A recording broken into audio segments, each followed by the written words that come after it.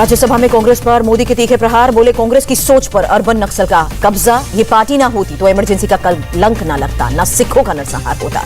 प्रधानमंत्री ने परिवारवादी पार्टियों को लोकतंत्र के लिए खतरा बताया, कहा विपक्ष को देश की नकारात्मक तस्वीर पेश करने में आनंद आता है। प्रधानमंत्री बोले कांग्रेस ना होती तो दशकों तक भ्रष्टाचार संस्थापित नहीं होता, देश में जातिवाद क्षेत्रवाद की खाई नहीं होती। प्रधानमंत्री मोदी ने कहा कांग्रेस को आज नेशन शब्द पर भी आपत्ति, कांग्रेस की नीति अस्थिर करो फिर बर्खास्त करो। राहुल का प्रधानमंत्री के भाषण पर पलटवार, कहा मेरे परनाना ने देश की सेवा की, मुझे किसी के सर्टिफिकेट की जरूरत नहीं। राज्यसभा से कांग्रेस के वॉकआउट पर मल्लिकार्जुन खड़गे की सफाई, कहा सिर्फ कांग्रेस को टारगेट कर रहे थे प्रधानमंत्री मोदी के बयान पर कांग्रेस का पलटवार। कपिल सिब्बल बोले कांग्रेस नहीं होती तो लोकतंत्र नहीं होता। कपिल सिब्बल बोले धर्म के आधार पर फायदा उठाने में बीजेपी लगी है। पी चिदंबरम बोले कांग्रेस नहीं होती तो राज्यसभा में प्रिंस और क्वीन एलिजाबेथ के सामने अभी के शासक गाना गा रहे होते। प्रधानमंत्री मोदी के जनचौपाल में कहा यूपी परखता है सबको, लेकिन विश्वास उसी को देता है जो उम्मीदों पर खरा उतरता है। यूपी के लिए बीजेपी का संकल्प पत्र जारी हुआ, कॉलेज छात्राओं को मुफ्त स्कूटी और महिलाओं को एलपीजी सिलेंडर का वादा किया गया। बीजेपी के संकल्प पत्र में किसानों को मुफ्त बिजली, हर घर में रोजगार या स्वरोजगार का वादा, लव जिहाद पर होगी 10 साल की सजा। बीजेपी का वादा किसानों को मुफ्त सिंचाई की सुविधा, गन्ना किसानों को 14 दिन में भुगतान करेंगे। संकल्प पत्र जारी होने के बाद बोले सीएम योगी अगले 5 साल में यूपी के 25 करोड़ लोगों के जीवन में परिवर्तन लाने का लक्ष्य। सीएम योगी का समाजवादी पार्टी पर हमला, सपा के लोग तमंचा की फैक्ट्री लगाते थे, हम राष्ट्रीय सुरक्षा और राष्ट्रवाद की बात करते हैं। गृहमंत्री अमित शाह ने कहा योगी सरकार ने किसानों के लिए बहुत काम किए हैं। प्रधानमंत्री ने किसानों के खाते में हर साल 6,000 करोड़ 6,000 भेजे हैं। अखिलेश ने बीजेपी के संकल्प पत्र को बताया गल्प पत्र, भूले बिसरे संकल्प पत्र पर 2 मिनट का मौन भी रखना चाहिए। अखिलेश यादव का अटैक, कहा जिनके वादे जुमले हैं उनके घोषणा पत्र पर जनता विश्वास नहीं करेगी। अखिलेश यादव और ममता बनर्जी साथ साथ, अखिलेश बोले ममता बंगाल से लखनऊ आ गई, बीजेपी खराब मौसम की वजह से नहीं आ पाई। ममता बनर्जी ने कहा अगर बीजेपी के हाथ से यूपी गया तो पूरा देश गया, बीजेपी पर जनता का पैसा लूटने का आरोप लगाया। ममता बनर्जी के निशाने पर योगी सरकार, कहा कोविड की दूसरी लहर में लोगों को गंगा में बहाया, पहले उनके लिए माफी मांगे फिर वोट।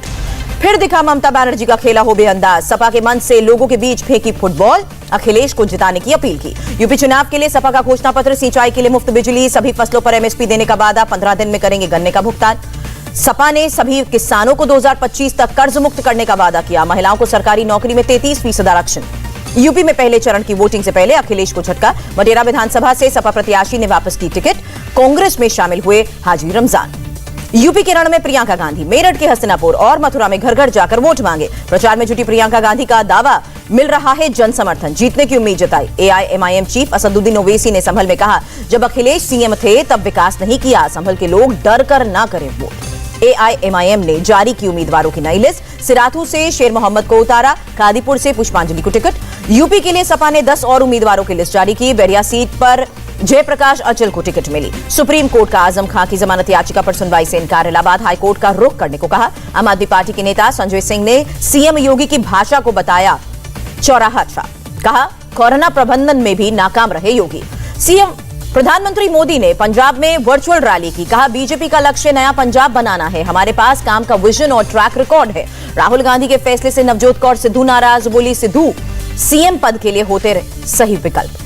पंजाब बीजेपी प्रभारी गजेंद्र सिंह शेखावत का वादा, सरकार बनी तो 5 एकड़ से कम रकबे वाले किसानों का पूरा कर्ज माफ करेंगे। गजेंद्र सिंह शेखावत ने कहा किसानों को उनकी मेहनत का मूल्य दिलाने पर फोकस होगा। पंजाब के सीएम चरणजीत सिंह चन्नी के भतीजे हनी 11 फरवरी तक ईडी की कस्टडी में रहेंगे, अवैध रेत खनन मामले में गिरफ्तारी हुई है। उत्तराखंड में पीएम मोदी ने कहा यह चुनाव अगले 25 साल की बुनियाद को मजबूत करेगा, मजबूत नींव से ही बनती मजबूत इमारत। प्रधानमंत्री मोदी का कांग्रेस पर हमला, बोले सरकार बनने पर इनके 4 काम, परिवारवाद, भ्रष्टाचार, तुष्टीकरण और योजनाओं को लटकना। रक्षा मंत्री राजनाथ सिंह पर छाया फिल्म पुष्पा का खुमार, बोले अपना पुष्कर फ्लावर भी है और फायर भी। उत्तराखंड में प्रचार के दौरान राजनाथ सिंह का कांग्रेस पर अटैक, इनके पास ना नीति है ना नियत, कांग्रेस का विकास करने में कोई विश्वास ही नहीं। हरिद्वार में अरविंद केजरीवाल का ऐलान, सरकार बनने पर 1 लाख नौकरियां देंगे, 24 घंटे बिजली फ्री का भी वादा किया। केजरीवाल के निशाने पर बीजेपी और कांग्रेस, कहा दोनों पार्टियों ने उत्तराखंड के लिए कुछ नहीं किया, आम आदमी पार्टी को वोट देने की अपील की। गोवा के लिए बीजेपी का संकल्प पत्र जारी हुआ, हर घर में 3 मुफ्त एलपीजी सिलेंडर का वादा किया, अगले 3 साल तक पेट्रोल और डीजल पर नहीं बढ़ेगी स्टेट ड्यूटी। बीजेपी हर महीने बुजुर्गों को देगी 3,000 रुपए, पर्यटन को बढ़ावा देने के लिए गोवा को एशिया का MICE हब बनाने का भी वादा किया। गोवा विधानसभा चुनाव में 26% उम्मीदवारों पर आपराधिक मामले दर्ज। गोवा इलेक्शन वॉच और एडीआर की रिपोर्ट से खुलासा हुआ। 10 फरवरी को चुनाव प्रचार के लिए उत्तराखंड के अल्मोड़ा और 11 फरवरी को गोवा जाएंगे पीएम। पंजाब में 3 दिन फिजिकल रैली भी करेंगे। त्रिपुरा के कांग्रेस प्रभारी ने सुदीप रॉय और आशीष कुमार की ज्वाइनिंग को बताया ट्रेलर। कहा अभी 11 और 12 विधायक और आएंगे। मेघालय में कांग्रेस को बड़ा झटका। सभी 5 कांग्रेस विधायकों ने मेघालय डेमोक्रेटिक अलायंस में शामिल करने का फैसला लिया। कांग्रेस छोड़ने के बाद विधायक अमापरीन लिंगदोह का बयान, धोखा मिलने के बाद हमने ये कदम उठाया है। टीएमसी विधायक मदन मित्रा ने ममता बनर्जी और भतीजे अभिषेक बनर्जी के बीच किसी तरह की दरार से इनकार किया। बंगाल बीजेपी नेताओं का डेलीगेशन राष्ट्रपति कोविंद से मिला। पुरुलिया में बिगड़ती कानून व्यवस्था को लेकर अवगत कराया। बंगाल बीजेपी नेता प्रियंका टिब्रेवाल ने पुलिस में की शिकायत, धमकी भरे कॉल और ऑडियो मैसेज को लेकर शिकायत। 10 फरवरी को आरजेडी की राष्ट्रीय कार्यकारिणी की बैठक में शामिल होंगे लालू यादव। 15 फरवरी को राष्ट्रीय अधिवेशन में भी हिस्सा लेंगे। कर्नाटक में हिजाब विवाद के बाद अगले 3 दिन तक सभी हाई स्कूल और कॉलेजेस बंद। हाईकोर्ट में बुधवार को सुनवाई। हिजाब मामले पर कर्नाटक हाईकोर्ट की 2 टूक। कहा हम भावनाओं से नहीं कानून से चलेंगे, संविधान के हिसाब से लेंगे फैसला। हाईकोर्ट ने कहा संविधान हमारे लिए भगवत गीता। अटॉर्नी जनरल बोले कॉलेज को यूनिफॉर्म पर फैसले का हक। कर्नाटक में हिजाब पर बड़ा बवाल। उडुपी के कॉलेज से शुरू हुआ प्रदर्शन 10 से ज्यादा शहरों में फैला। मंड्या में हिजाब के समर्थन में आई लड़कियों के सामने खड़े हुए भगवाधारी लड़के। कॉलेज कैंपस में धार्मिक नारे लगे। कर्नाटक के भागलकोट में हिजाब पर हिंसक प्रदर्शन हुआ। कॉलेज में पत्थरबाजी भी हुई। बड़े पैमाने पर पुलिस बल की तैनाती। हिंसक प्रदर्शन के बाद दावनगरे और शिवमोगा शहर में धारा 144 लगी। शिवमोगा में बुधवार रात 12 बजे तक कर्फ्यू जारी रहेगा। हिजाब पर बवाल के पीछे कर्नाटक के शिक्षा मंत्री बीसी नागेश ने एसडीपीआई समर्थित कैंपस फ्रंट ऑफ इंडिया का हाथ बताया। हिजाब विवाद पर केंद्रीय मंत्री गिरिराज सिंह का बड़ा बयान। कहा भारत को इस्लामिक स्टेट बनाने की मानसिकता को पूरा नहीं होने देंगे। केंद्रीय मंत्री प्रहलाद जोशी ने ड्रेस कोड को बताया जरूरी। कहा मामला हाईकोर्ट में है, इसे मुद्दा नहीं बनाया जाना चाहिए। ओवैसी ने हिजाब को बताया लड़कियों का बुनियादी हक। सरकार तय नहीं करेगी क्या खाएं क्या पहने। ओवैसी ने कहा संसद में 2 बार बोले प्रधानमंत्री कर्नाटक पर चुप रहे। उनकी चुप्पी बताती है बेटी बचाओ बेटी पढ़ाओ नारा खोखला।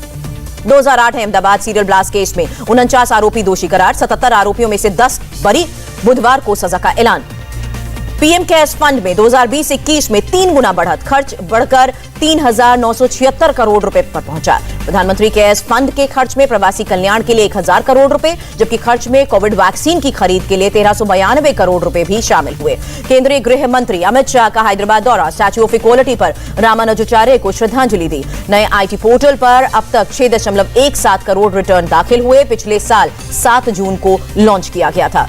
बॉयकॉट ह्यूंडई ट्रेंड करने के बाद विवाद को लेकर ह्यूंडई की सफाई। कहा भारतीय राष्ट्रवाद का सम्मान करते हैं, भारत को बताया अपना दूसरा घर। विदेश मंत्री एस जयशंकर से दक्षिण कोरिया के विदेश मंत्री ने की बात। ह्यूंडई मामले पर चर्चा की। सुप्रीम कोर्ट ने नीट पीजी मामले में दखल देने से किया इनकार। कहा यह सरकार का मामला है।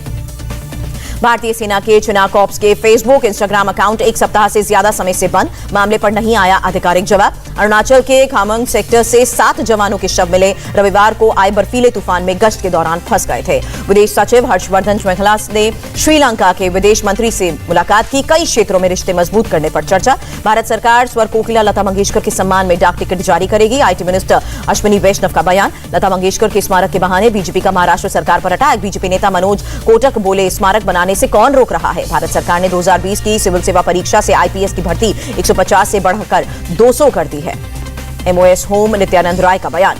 बंगाल सरकार ने केंद्र को चिट्ठी लिखी। मनरेगा योजना के तहत 8 करोड़ रुपए का और फंड मांगा। 14 फरवरी से फिर शुरू होगी दिल्ली सरकार की फ्री तीर्थ यात्रा सेवा। 14 को द्वारका, 18 को रामेश्वर रवाना होगी ट्रेन। दिल्ली यूनिवर्सिटी के नॉर्थ कैंपस में छात्रों का प्रदर्शन। ऑफलाइन क्लासेस फिर से शुरू करने की मांग की। दिल्ली में अस्पताल के बाहर एक डॉक्टर को अज्ञात हमलावर ने गोली मारी। पुलिस को आपसी रंजिश का शक। डॉक्टर खतरे से बाहर। दिल्ली के रोहिणी में 2 आर्म्स डीलर एनकाउंटर के बाद गिरफ्तार। 9 country made pistol, 2 automatic pistol और 14 कारतूस भी जब्त हुए। दिल्ली में फर्जी वीजा बनाने वाले रैकेट का भंडाफोड़ हुआ। दिल्ली पुलिस ने 6 को पकड़ा। हरियाणा सरकार का बड़ा ऐलान। जिस पति पत्नी की आय 2 लाख से कम और उम्र 60 साल से ज्यादा है, उनकी पेंशन बिना फॉर्म भरे ही शुरू होगी। जयपुर में बंदूक की नोक पर 15 लाख की लूट। बाथरूम में बैंक कर्मचारियों को बंद करके फरार हुए लुटेरे। गुजरात सरकार ने नई आईटी पॉलिसी लॉन्च की। 5 साल में 1 लाख जॉब पैदा करने का लक्ष्य। हेट स्पीच के मामले में यति नरसिंहानंद को राहत मिली। हरिद्वार कोर्ट ने शर्तों के साथ जमानत दी। छत्तीसगढ़ के बीजापुर में आईईडी विस्फोट हुआ। सीआरपीएफ के 4 जवान घायल। 3 को बेहतर इलाज के लिए एयरलिफ्ट कर रायपुर लाया गया।